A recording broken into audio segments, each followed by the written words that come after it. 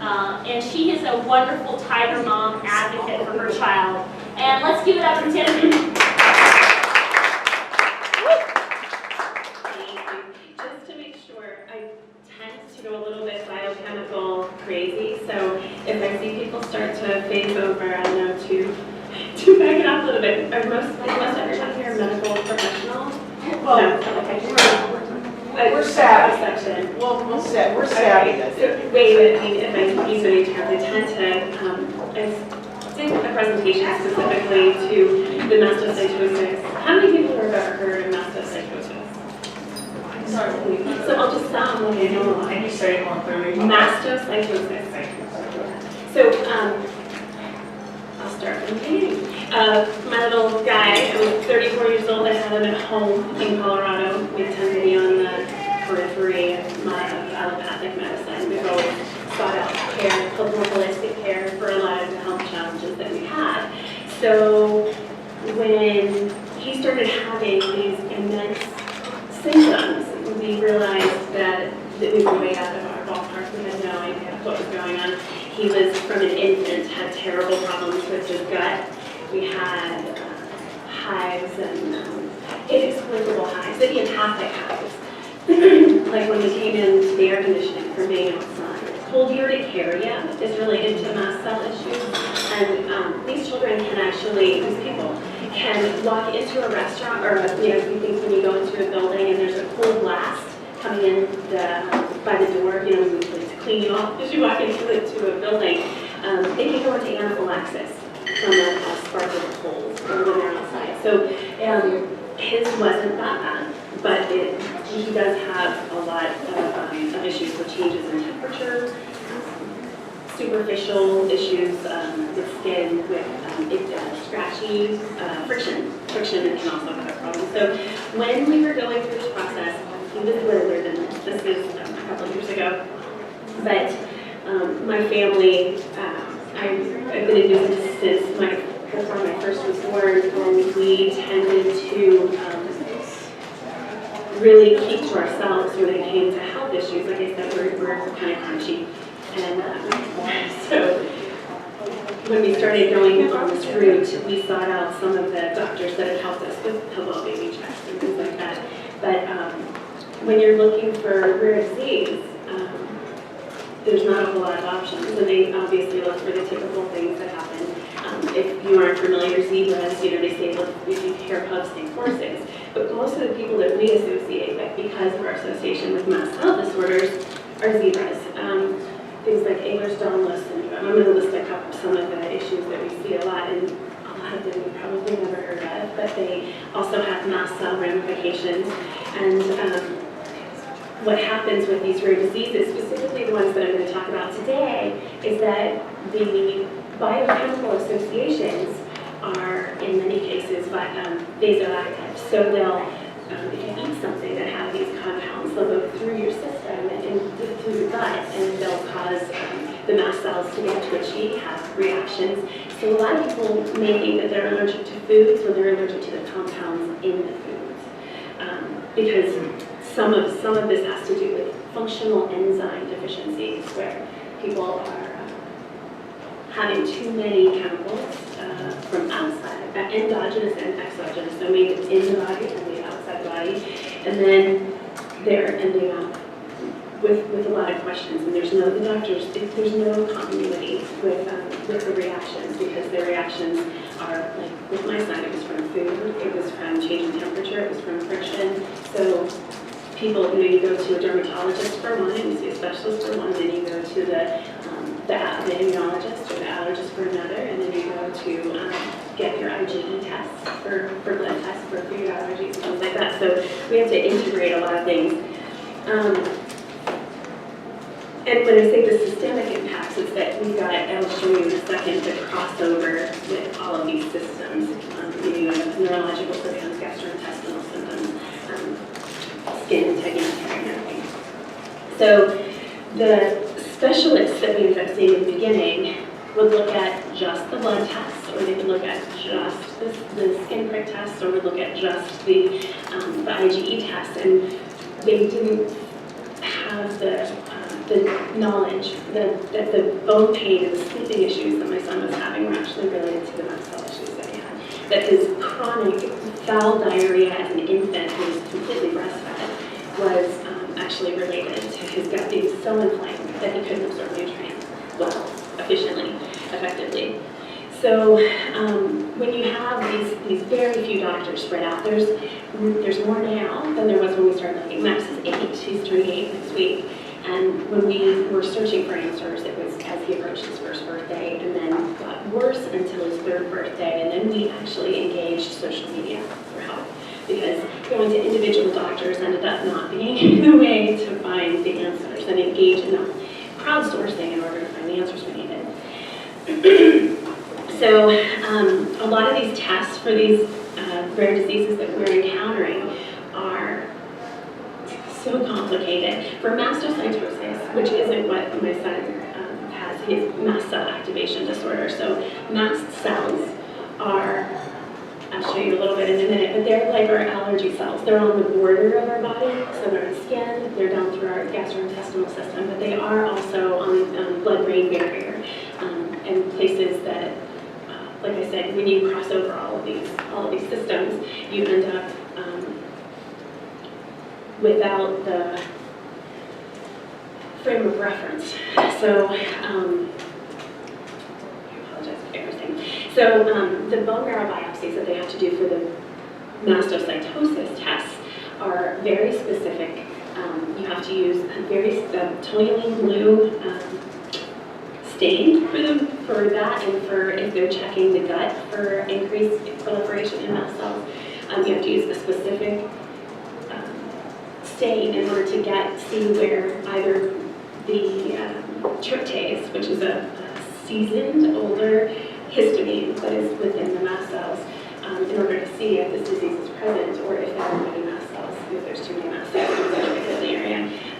Skin and muscle biopsies for either mast cell issues or for mitochondrial. I don't know how many of you are familiar with mitochondrial disease or dysfunction, but many of these children have systemic problems for years, and once they get a muscle biopsy, they can see frayed cells and things like that. Some of the blood and urine tests have to be refrigerated for 24 hours. You have to collect urine for 24 hours. It has to be refrigerated throughout the process. So you end up going to a lab that doesn't have the experience with these tests, and you're not getting the true biochemical results because they're breaking down, and so the methylhistamine and all these things are not truly reflected in what they were in order to get the effective results. So when we started looking for all of this, I would talk to close friends, and we had, like I said, we're kind of crunchy. We were massage therapists working with chronic pain in athletes. We did a lot of teaching anatomy physiology at the massage schools, and we were getting we'll just medicate them, giving them a gel. But this was a process of escalating reactions daily, and that was making him worse. He actually, his reactions were getting worse. Ultimately, what we found was that he has detoxification pathways that are very sluggish. So as we allowed his enzymes to work better, he wasn't holding on to things as much. But when we started the big process, when I blew up my Facebook page in 2011, I basically called on all of my friends who had medical backgrounds and had networks of people with medical backgrounds. And I laid out a lot of his medical history, which was something that we talked about before we did, because I didn't want to expose too much, but we were at a point where we were desperate. There was nobody who was giving us any answers. He had reacted to systemically, terribly, to jellyfish bite, or jellyfish sting. He had, which then is a problem with mast cells, with mastocytosis and mast cell activation as well. And we had a number of foods, some that were more likely than others, but with his detoxification pathways being compromised, what we found was that he would have a food on Tuesday and wouldn't react to it, and then he would have it on Friday, but he wouldn't react to it. So what was happening was his body wasn't able to clear these chemicals, but It's also a daily, it's like when you get a full cup of too much in one day. So I have some examples of that later. So I blew out this information, I put a note on my Facebook, and I had probably 3 dozen phone calls, 150 emails within 2 days. It was insane. It was the most influx of information I'd ever had. But one person out of all of those had forwarded, a friend of a friend who forwarded the information to a group of registered certified nutritionists. And she had sent a note back to this person and said, it sounds like he has a problem with processing histamine-rich foods and may have mast cell activation disorder in addition to this histaminosis or histamine sensitivity. So steps away from us. We never would. I wouldn't have been able to have a ping on that many doctors, nurses, medical professionals if I had tried any other way. It worked really well for us. So some of the things that we see in the groups, and social media has allowed me to talk to other mothers who are studying epigenetics at 2 a.m. in the morning, which I'll tell you, there are a lot of them on there, searching for answers after they put their toddlers to sleep, as many of you may have experienced. And so looking for answers through epigenetics, through study of biochemistry. I bought a biochemistry textbook, a college textbook, and had reams of books on amino acids and trace minerals and Linus Pauling studies and just all kinds of things, searching for what would support his body ultimately. And the thing is that because a lot of these people aren't finding the answers from their doctors, they're also delving into this, not just rare disease, but this biochemistry, this heavy information. And you know, your kids push you out of your nest and make you try new things. This was totally new for me. I mean, like I said, I get taught anatomy, physiology, but going into biochemical study and epigenetics was completely out of my realm.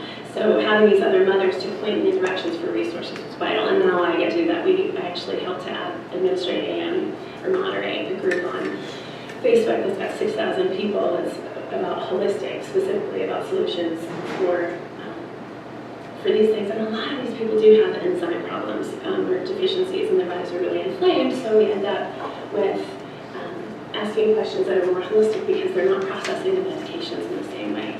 And they say at the conferences, I've presented at 2 national conferences for Mastocytosis Society and 2 regional support groups, because the understanding of how chemicals are processed in the body helps people understand how their lifestyle changes can dramatically change their quality of life.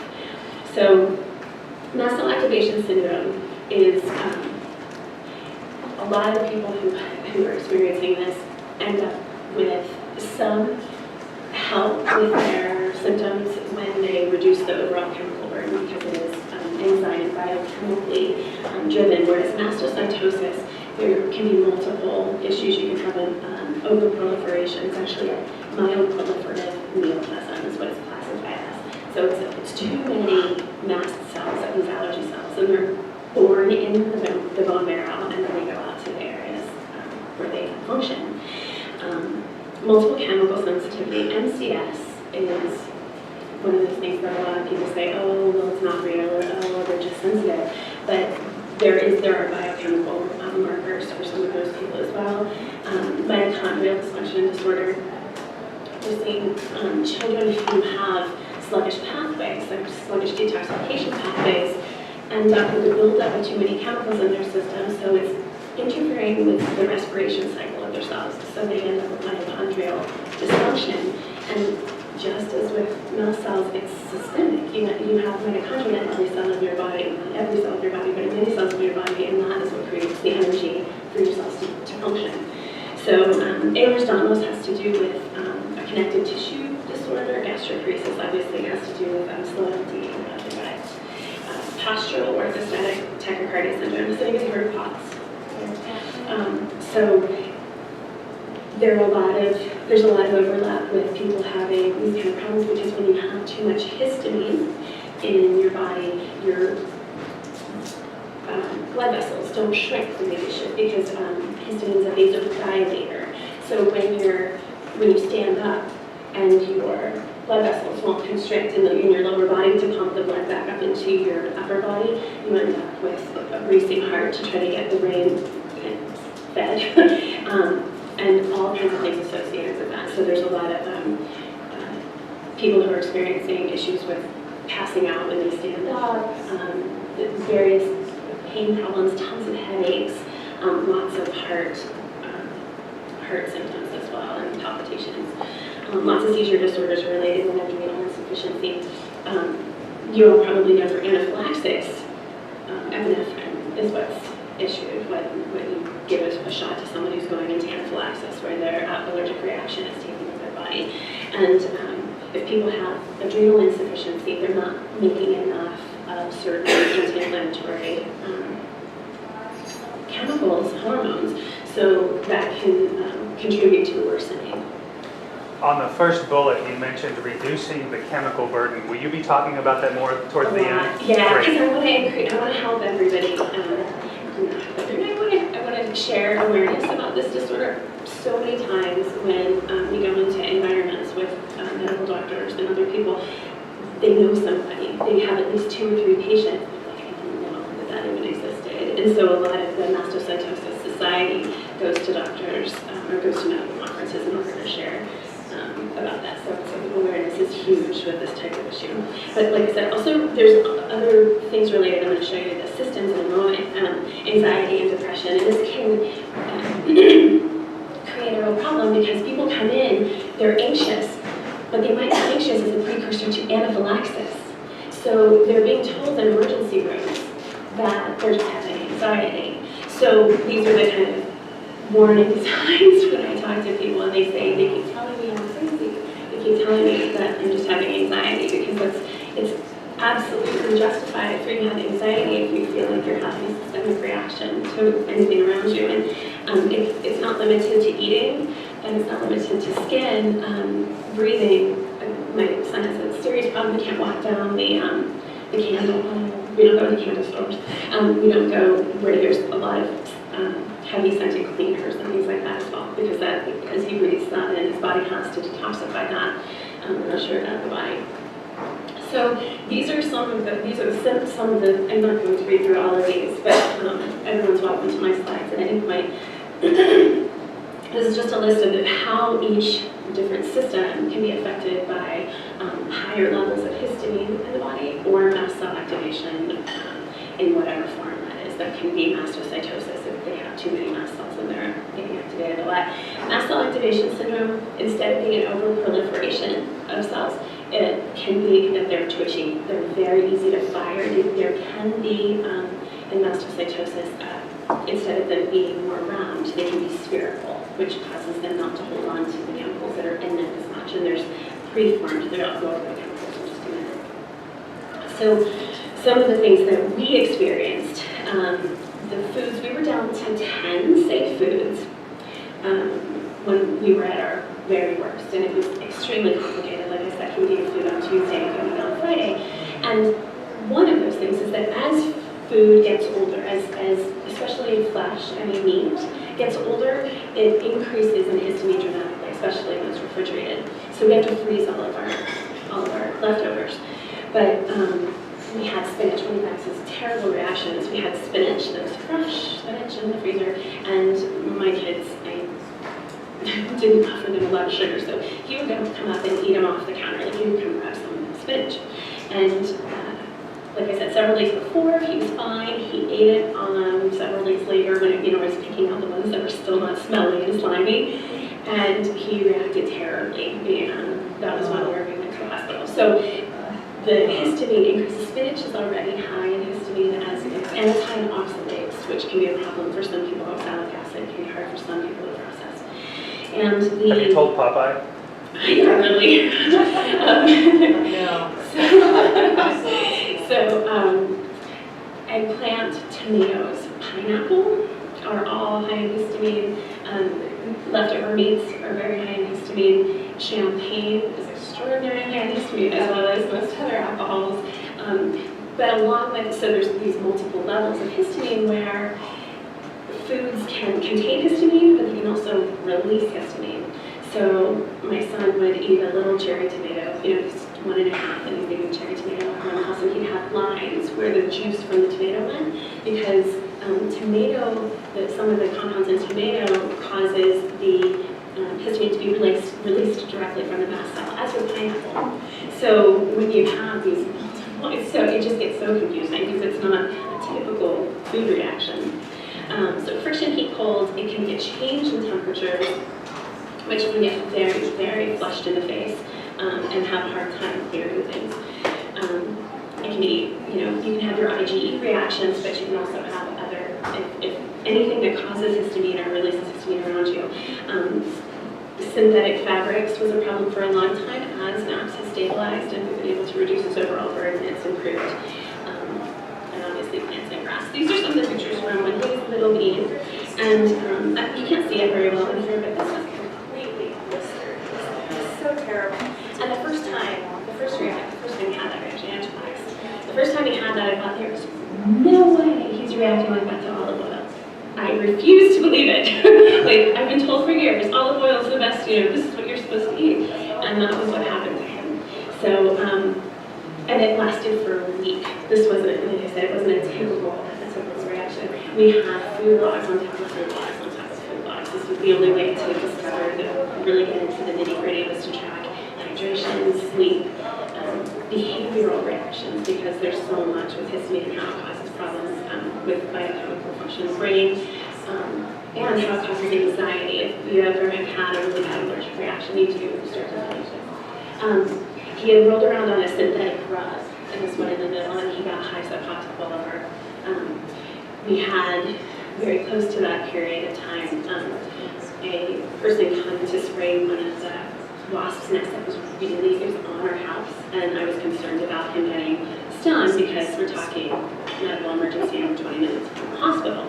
So we had somebody come in, and he was holding a sprayer, and he went up through the house in order to get to leave. And he was 12 to 15 feet away from my son. And the second he walked in the door, and I started to pop. I never would have believed it if I hadn't been there. And thankfully, my mom was also there and saw him react. And she was like, "This is just unbelievable." It's so unbelievable to think that somebody could react from an airborne chemical so far away. It boggles the mind.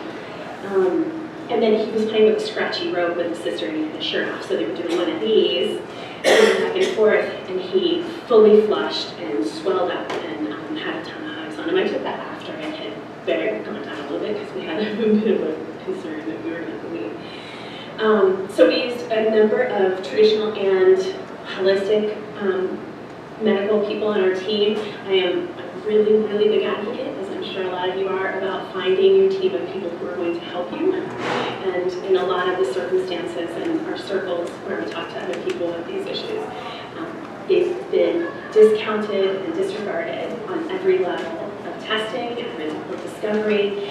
And so when I tell them straight up that we need to fire the people who are not supporting them and gather their team, this was kind of what we had to do. So mast cells have over 110 chemicals that are common. The most common is histamine. We all hear about antihistamines. Now there's two kind of antihistamines that are on the market right now. There's H1s and H2s. The H1s are for stuffy nose, hives, and that's mostly. And then the H2s are for where the H2 receptors are through the gut, Zantac, and things like that. But there's 4 histamine receptors that have been located in the brain. So my concern in looking through all of this, as I started to discover and peel away the layers of the onion, was that, so the doctors kept telling me we need to give them H1s and H2s, but H3 and 4 receptors are in the brain and the kidneys and the lungs more predominantly. So if you were hindering what happens is with antihistamines, the histamine doesn't float around and go into the receptor. The antihistamines block that receptor so that the histamine can't plug in. But the histamine doesn't go away. It doesn't break it down. It's still circulating. So it's affecting other parts of our bodies. So if our bodies don't know how to translate, to usher it out of the body, to be the bouncer in your system and grab the histamine and make you pee it out, then it's still going around in your system. And if you're constantly barraging your body with different antihistamines, there's actually antihistamines that hinder or inhibit the enzyme that does break down histamine. So there's a lot of people who end up with, and it's completely speculation, that people who are on these medications for a really long time, like a lot of the medical protocol involves a lot of medications that are, it's primarily starting with an H1 and H2 blocker, but a lot of these people end up with increasing wheezing, problems with seizures, sometimes kidney problems. So the medication of one or two receptors and only one chemical in the body could actually be progressing the disease process and what the doctors label as a disease process, because it is not going to the base of the issue. It's handling one chemical out of so many prostaglandins, or also cytokines, other things that you would know, serotonin. So you can end up with hyper medicating for things like that in a person who can't clear things very well. And then you're ending up with the other issues with inflammatory responses from all the rest of the chemicals that are being released from mast cells. So finding a way to help the enzymes have been really helpful for us. So because the first step in all the protocols from all the doctors is to start with H1 and H2s, that was why I did this presentation, or similar to this presentation for the other conferences that I attended. And the histamine receptors, and you may have heard of eosinophilic esophagitis or eosinophilic diseases. Those are very often related to, very often related to mast cells. They talk to each other. Eosinophils have receptors for a lot of those chemicals that were in the mast cells, and mast cells have receptors for chemicals that are in the eosinophils. So you end up with children with very many layers of this problem. And dietary histamine. So when you consume histamine and other biogenic amines, it creates a follow-on problem. Now histamine, I'm going to grab my book. Histamine has a lot of functional. Are you recording this on the mic? Can I get a plug for you? It's Or you- Sorry about Not that. on the mic, they had a camera running. Oh, okay. So there is.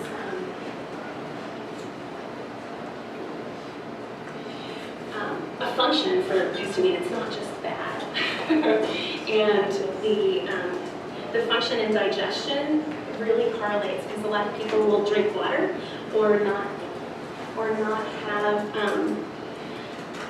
have anything to eat. They'll smell food and they'll start to react, and sometimes go into anaphylaxis because the histamine gets secreted from the cells in their the cells in their gut, and they end up going into reaction without any food in their system. So there's other pieces to this that get so complicated for people with this disorder. And protective and boundary tissues. You know, when you flush around the palate, it's the body sending. This is a protective mechanism. So all of these systems I showed you what they do or how they're impacted. And this is what I was telling you about. There's histamine as one chemical, but it can activate many different receptors in the body. And when you have too much histamine, when you have a lot of histamine in the body, it also can plug into the mast cells. So if your histamine levels are really high, they'll plug into the mast cells and make them release more histamine, as well as other things. And they can selectively secrete as well. So it's not just, it's not that they just explode like a grenade, which they do when they degranulate is the term. And then they release all of the contents, but they can also selectively release cytokines, or just serotonin, or just histamine. So, so calming the mast cells, that's why they also do prescribe mast cell stabilizers, formalin, sodium. Quercetin is used with a lot of people with mast cell disorder as well. And this is just, again, showing how many different systems and how it affects each system, which can be misinterpreted or interpreted as one specific diagnosis. A lot of people here end up with diagnoses of different gut problems that are IBS in particular, because there's no rhyme or reason. And then they go to the gastric specialist and they get that prescription, and then they go to somebody and they're taking histamine blockers for eyes, and then they get migraines. And so it's a lot of pieces. It also reminds me of that old saying about how some, 3 people blindfolded went up to an elephant, and one touched the tail and had one perception, one touched the body and had one idea, and one touched the trunk and had a different idea of what these things are. Because that's what's happening when you have a specialist who just knows one system. They don't realize that your migraines are related to diarrhea. So, the normal metabolic function throughout the body through histamine, when you eat food that has histamine or releases histamine, and then IgE, traditional allergies, but you also get IgG, release of histamine, and all these other things. And this is just an example of how the cup gets full. You need to control what you can, and that's what we do. And we have been able to not medicate. I think we've probably medicated Max 4 times in the last 6 months. Our life is completely different. This is from rushing to the hospital once a week and having to medicate every day to being able to live a normal life. We do homeschool because he walks into a traditional school where we use regular cleaners and fragrances and things like that. And he right away starts to get dark circles under his eyes. He'll start losing a little bit, start to get hives and things like that after a few hours. So in that overburden, like after he had his anaphylactic reaction, these 2, he reacted chronically for about 2 months, and it was really hard to find a doctor to help us then. We just didn't know what was going on, but it was because his system was so overloaded with all of the degranulation and everything that happened, and he couldn't clear it all. So some of you might find this interesting if you have standard allergies, and some people don't realize that allergies to pollen can cause diarrhea as well, right? Because if you've got a ton of histamine that's released in your system, you could get gut cramping. And because the histamine is also plugging into those H2 blockers, or H2 receptors in your gut. So, like I said, meat in particular, when it's refrigerated, when it's frozen, the breakdown stops. But histamine and tyramine, both biogenic amines, and vasoactive amines, are increased as flesh breaks down in particular a lot. Vegetables aren't quite as bad. Sodium benzoate is a histamine releaser as well, and a mast cell degranulator. All of the other regular activities, or all of the other regular allergic issues, but a hot day, friction, and vibrations. There have been people who have been driving and the road had a lot of shakiness, or they were really, because vibration, and I learned that in massage school, that vibration from massage creates a histamine release. Well, for people who can't clear histamine, it can contribute to an overload. So you can see how quickly this gets very complicated for the diagnosis for most of these people. These are the biggest things. Fermented foods are really high in histamine, and part of that is because also when you ingest the new bacteria, your body can react to it and cause more histamine release. Sulfites, so people who have migraines from different things could have a problem clearing the histamine from those. Chocolate is high in histamine as well. A lot of dyes, so all of the red number 40s, and the kids who have hyperactivity could possibly have histamine. This isn't necessarily mast cell, but this is a histamine sensitivity. The ones that are most high are the azo dyes. So, histamine releasing foods, and then histamine degrading enzymes.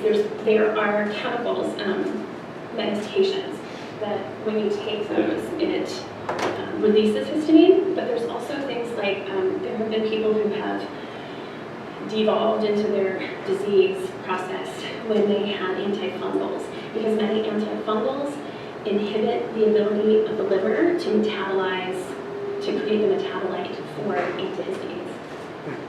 So, again, so it's not necessarily a reaction to anything, but their bodies then, if they're on antihistamines, their body can't create it into an active form. So, how are we on time? We are doing good on time. You have 25 more minutes. Okay, perfect. So all of these things can add histamine to your body, whether it's from outside your body or whether you're creating it because you make taking in from your food and other amino acids get together and cause histamine. But how does it get out of our bodies? Because this is the problem with a constant barrage of medications that are blocking histamine but not clearing it. There are 3 enzymes in particular. You probably have heard of monoamine oxidase if you've done any study on mental or psychological drugs. There's MAO inhibitors, if you've heard of those before.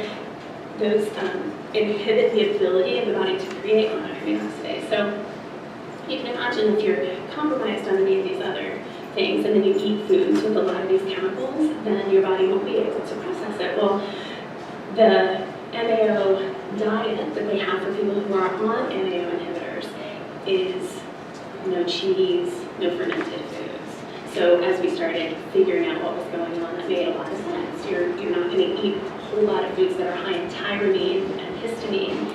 And tyramine is also has implications with a lot of the symptoms will be related to blood, like with heart palpitations and high blood pressure. Histamine methyltransferase and diamine oxidase. So diamine oxidase is mostly in the gut.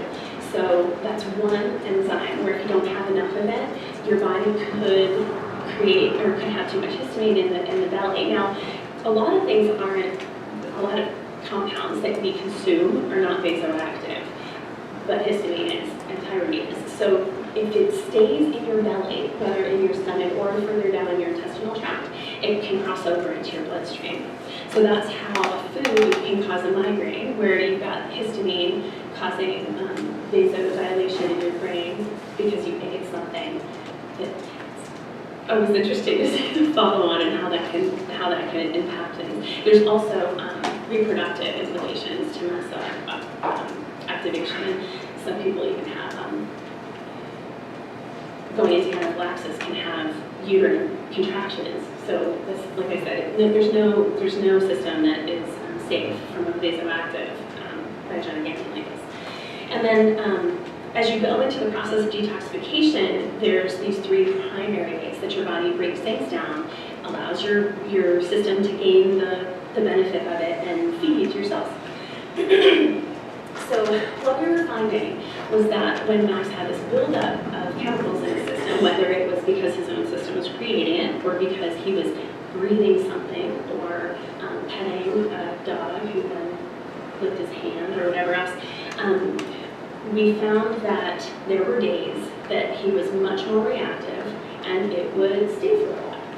And when we're looking at this functional bottleneck, where the body's detoxification enzymes, so most of us can breathe something in, we can breathe in smoke or gasoline or these other things, we can smell these things, and our bodies have these amino acids that hook up, they grab that chemical and either degrade it or they usher it straight out. Well, and a lot of kids who have these kind of issues where they're reacting to their environment all the time, those enzymes are either deficient or they have a cellular process that is not recycling certain vitamins or minerals that are needed for that enzyme, for those enzymes, or they are so overburdened that the enzymes can't keep up. So they have it, but maybe they're just a little short on it.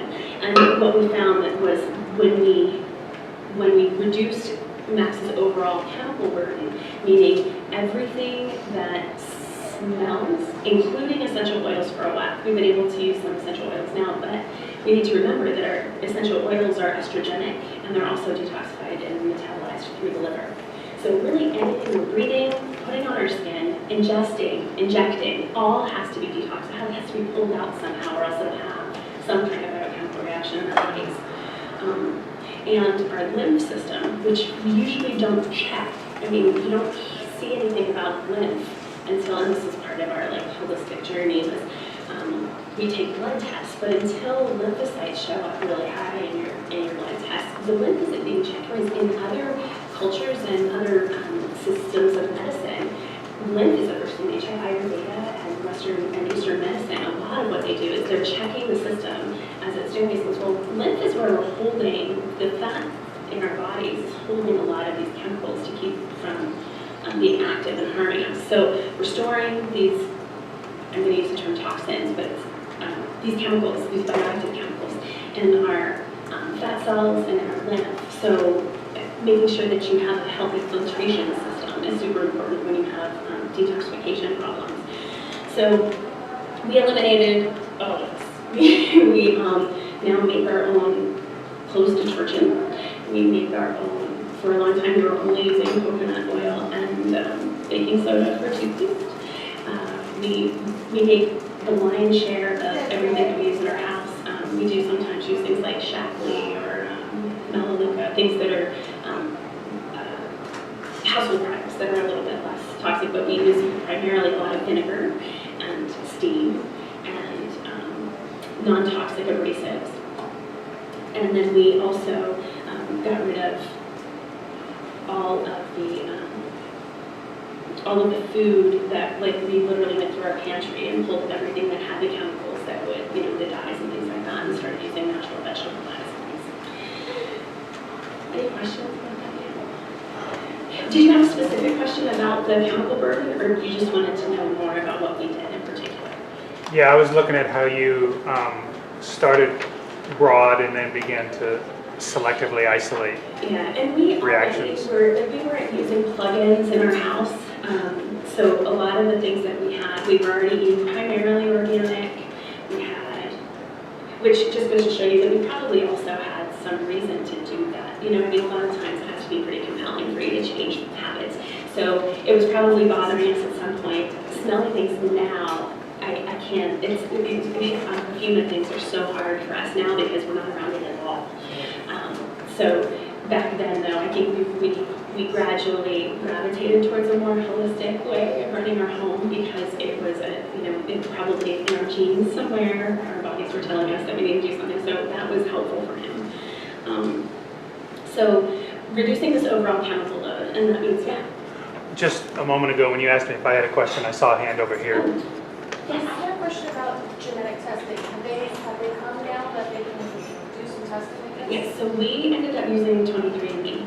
And it was when we could still get some medical information from the material. I know that the FDA has limited that now. But the enzyme information that we found was helpful for maps, and it was also helpful kind of to look at, we have some history of medical reactions and things through my family history and autoimmune disease, so that was helpful.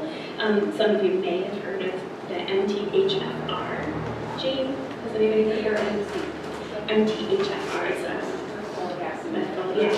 B9. So what we did find was that there were certain things, and unfortunately my son got the worst variants from all of us. We didn't do a full genetic, like a full genome, because we were able to stabilize it enough that we didn't want to go through that process. But the variants that we found through his and all of us, vitamin D recirculating, he has about 5 different variants with B vitamin recycling problems. Yeah, different Bs. So he has an NTRR and an MTHFR. So he has like a number of things that kind of short cycle the detoxification pathways. So the epigenetic pieces, we have supplemented some, like the B vitamins. We supplement in our house. We supplement D vitamins, B vitamins, particularly active forms of B vitamins, because he doesn't do well. None of us actually do well with like a straight B6. We have to do a P5, PHP form. So a lot of what we found out was that we needed the activated forms because a lot of us, I think there's 4 of us, but we would feel sick if we had certain supplements in different forms. So we ended up clearing out the ones that were made with, that our body had to metabolize in a different way. When you exercise, obviously, it mobilizes your system and your body's able to flush more histamine, but there are people who release a lot of histamine. Have you ever seen how people get really red in the face when they're exercising? That can cause, people can get exercise-induced anaphylaxis. We lowered our stress level overall. We slowed down for a little while, and then we started doing all these things like women's networking lunches. But like I said, we homeschool, so we don't limit sleep, although he gets up very routinely now at 7 in the morning. The this child did not sleep through the night until 3.5 after we had started some of the protocols. And when I say don't sleep through the night, I mean didn't sleep longer than 90 minutes at a time and would wake up crying because his legs hurt so bad. And his gut hurt and he would have to have diarrhea in the middle of the night. Just lots of interruptions that were comfort related. But also histamine's trigger for the awakening response in our brains. So if you have a really high histamine level, it's very unlikely that you'll be able to get a really great night's sleep, which some people may know that some people use Benadryl for that. So there are some antihistamines that are obviously crossing the blood-brain barrier to some degree or having an effect on the brain chemistry, but diphenhydramine, Benadryl, actually inhibits HMNT, the histamine methyltransferase. So again, if loading the medications on sometimes can cause a buildup of some of the histamine. So we drink tons and tons of water. The kids primarily drink water. If you didn't know, sodium benzoate is a preservative in many sodas and drinks. And so because sodium benzoate is a mast cell degranulator and a histamine activator, those are the kind of things that are just hidden in our natural food processes. So if you are having a lot of allergies or histamine-mediated things, those are the kind of things to watch for. Reading every label was an absolute necessity as we went through this process. And like I said, the genetic variants that we started to look for. So this is kind of a full picture of what we looked at with all of all of the sources of histamine or sources of things that the body would have to detoxify. So lowering this chemical, because what happens is a lot of these detoxification pathways share. It's not like one DAO and HMT, MNT don't all only take out histamine. They metabolize and pull out and detoxify or metabolize. They'll change it into an inactive form. There are a lot of different chemicals. So as we lowered these other chemicals that we had control over, we were able to see his symptoms lightening and lessening. Epsom salt baths ended up being a regular thing for us. We had to do them daily, and they cleared up his skin problems within 7 days. And this was a child who would scratch his ankles until they were bleeding every day. So Epsom salt baths daily, and the way we found out about that was I had done a lot of looking into magnesium deficiencies, and magnesium deficiencies will, there's a study in the 70s where they tested rats according to their magnesium deficiencies, and they found that rats who were magnesium deficient, forced magnesium deficiencies, would develop skin lesions and a number of other gastrointestinal problems, like a bunch of different problems related, and their histamine levels would be super, super high. So as we looked into this, I was also going to numerous conferences, and I was able to go to Denver. If this is at all interesting to you and you want to look up more about mast cells, you want to look up mastcellmaster.com. Dr. Theo Harides out of Tufts has spent his entire career studying mast cells. And at this one conference, he was explaining how calcium entering the mast cell is what causes the degranulation when it explodes like a grenade and all of these chemicals are released. And he said, but when magnesium was present in the petri dish, it didn't. So without any magnesium with it, they would degranulate immediately upon contact with the calcium. So as that was validated for me and I talked to him more, I was so grateful to be able going to the medical conferences and being able to get into one-on-one conversations with these experts that were a handful of people around the country was absolutely invaluable to Nexus Healing, because I was able to ask him very specific biochemical and medical questions that nobody else would because they don't do the kind of research he How does. did you get in? To the medical conference, the Mastocytosis Society does conferences. It is because so few doctors know about this organization, this association for people who have mastocytosis or mast cell disorders or who are investigating them can attend. So it's several doctors. I did a presentation at the National one in Seattle, and Dr. Carter, the head of research, children's research for mastocytosis, was there, and she came up to me afterwards because I was talking about the detoxification pathways, and she said, I have 2 patients, 2 tell about you. She said, this is information that I don't know. But she was studying, because she's specifically in mastocytosis, and she's not seeing this biochemical precursor. I've tried to get into 2 conferences, one with orthopedic surgeons, the other one with the gynecological surgeons. They won't let you attend. They won't let you. You can't even come in as a blogger. Interesting. Yeah, this is the conference. So this is, I mean, there was probably 24 doctors, and it's only the ones who were presenting who were in attendance. But it was so valuable. And then, like I said, the Mastocytosis Society will go to the medical conferences and do their tables so that they can share with awareness and things. But yes. Could stuff be acquired? Like I'm in a migraine associated vertigo group and I walk down and say, oh, this started out of the blue. That was Interesting. Most of mastocytosis or mast cell activation had a triggering occurrence. Viral, bacterial, high level of stress. Which one? For acquiring or having to do with the systems. For acquiring, I thought this is all this. Well, there is a progression for some people. So some people start out with a histamine sensitivity, and then they get worse and worse, and then they might have a triggering occurrence.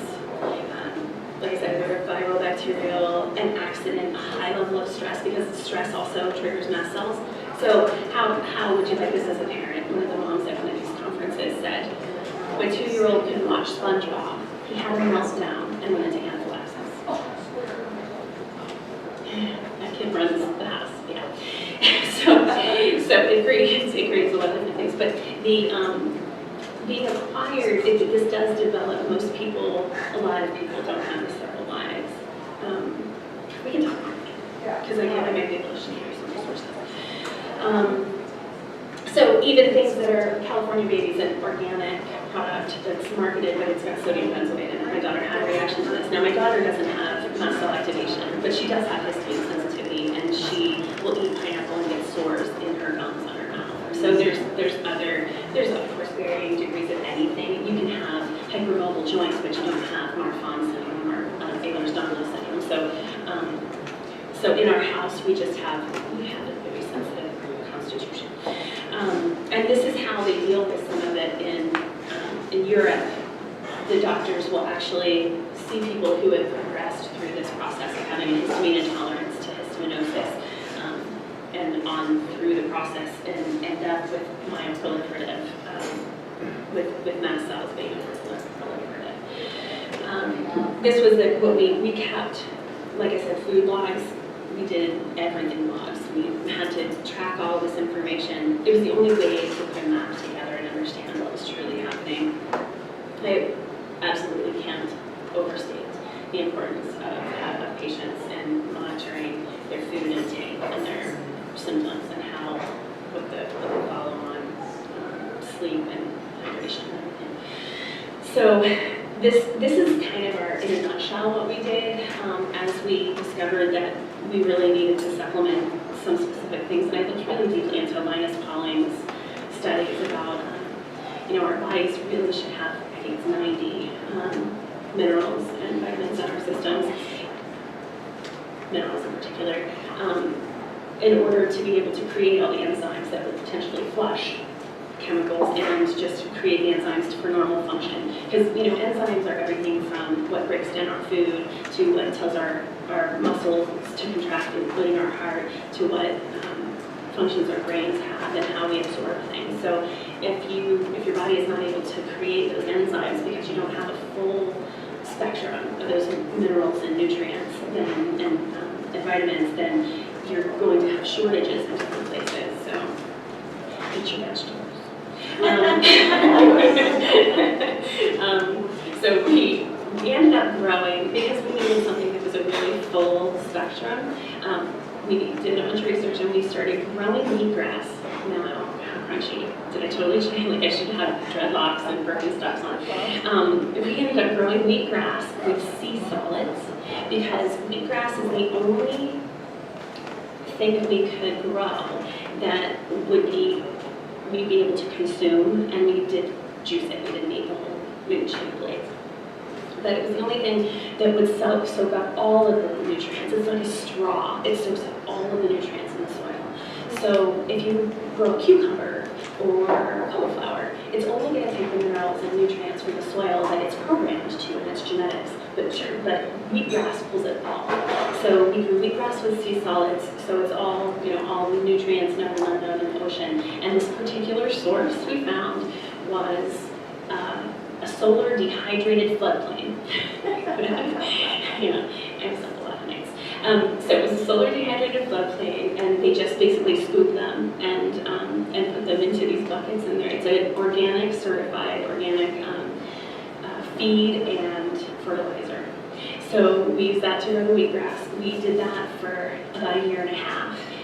Between the wheatgrass and we were eating flakes of dulse on things. And I remember it was 3 and 4 years old, 5 years old at this time. I had to make things somewhat appealing. So we were trying a lot of different things, adding little bits. We started using pink Himalayan salt because it has a more complete profile of nutrients in it than iodized salt does. We were using guacamole for a while, but that's my super duper mineral packed wheatgrass juice was what we added to smoothies every morning. And we had to be really careful because in the beginning, Max could tolerate apples. That was pretty much his fruit. And so we had to evolve, but as he got these nutrients on board and the inflammation in his gut went down, he started having more regular GI processes. He started his energy got really high. Sometimes I wish we could go back to the time when he was sick. only so that I could rest. But he, as soon as he started getting better, his energy level went through the roof, and he was sleeping. So, and like I said, with the Epsom salts, we getting absorbing because we transdermally absorb, and that was a whole other rabbit hole we went down, was transdermal absorption, because the supplements in his gut weren't getting absorbed, or he wouldn't tolerate them, or it would cause reactions. So we did the transdermal absorption of several minerals when we were going through this process, because it was detouring from having to go through the absorption belly that was just not healthy at the time. So we still do. This was the profile as we were going through recovery, and I will tell you that our life is a completely different profile than it was when I was doing this. So it's been 5 years since we moved here. We moved here in July of 2011, specifically to be in a place that was lower elevation. We were in Colorado at the time, a place that had more humidity in the air and that wasn't metropolitan, so that it had less airborne pollution. And so now we're able to do the B vitamins. We do raw honey as one of our supplements as well because they're easily absorbable. And that's what we had to find. We had to find something he would eat at a young age, so something he would actually consume, something that had a really broad range of enzymes and vitamins and nutrients in it that were easily absorbable. So for a while we did soups and smoothies because it was partially, the cell walls were partially broken down, so it was more absorbable. The nutrients could go into his belly and into his bloodstream easier. And honey, the primary ones, and the ones we still do. The ones we still do are all the food-based ones. We still do the solid, we still do dose. Gelatin. We were using an organic form of gelatin that we would put in our smoothies and sprinkle in other food as well, because that's a low molecular weight amino acid, so it's easier to absorb than if you eat steak. So if you eat a steak, our bodies have to break it down, have to separate all of the proteins into smaller amino acids. So what we were doing was trying to give him food that was more easily absorbable, which meant that the molecules were less complicated. Does that make sense? So the enzymes were less long chains. And so, yeah, the vitamin D, the honey, the B vitamin forms that he needs, and the food-based ones are the ones that we still do. And he is able to eat much more now. In fact, the only thing we absolutely can't do is nuts and shellfish because we do have IgE reactions to those. But everything else on this list he's able to eat in small amounts, which he wasn't able to. We still don't do a lot of polyunsaturated fats. We primarily do ghee and butter, and butter does have casein in it, so we avoided that for a long time. But ghee and coconut oil is one of our right things. So calcium, like I said, creates the mast cells to degranulate. And these are kind of, other than dietary things, other things that we kind of looked at. We learned that the liver has a 12-hour or a cycle where it cleans itself. So basically from 10 to 6, so it's 8 hours. But from 10 o'clock at night, your liver starts to cleanse. And if you eat after that 10 o'clock point, it shortchanges the detoxification cycle.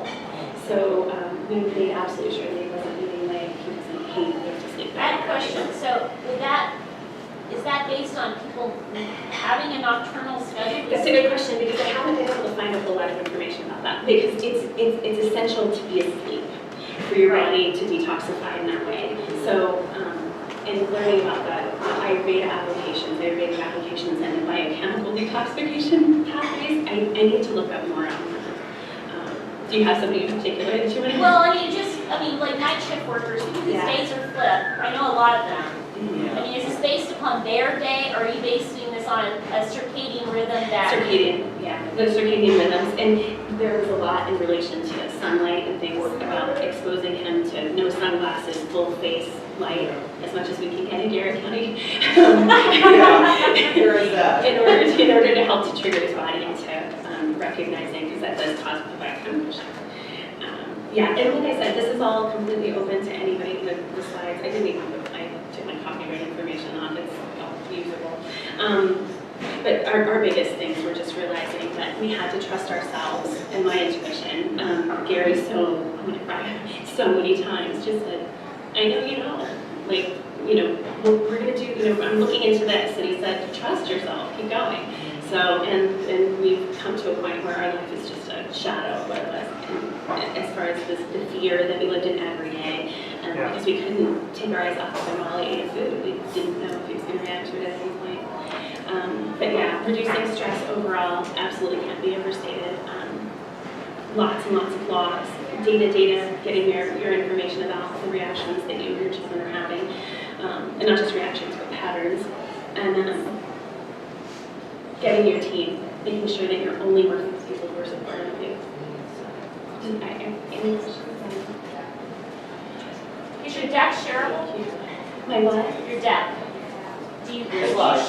definitely. Yeah, absolutely. So where do you get that? Are you on SlideShare? Do you want me to? Yeah, I actually have. I can load this one onto SlideShare today. I have, working with the histamine burden, I have 3 slide shares that are already on histamine there. So if you just search my name, those will come up. And then I can load this one today too. That would be great. Absolutely. Yeah, that'd be awesome.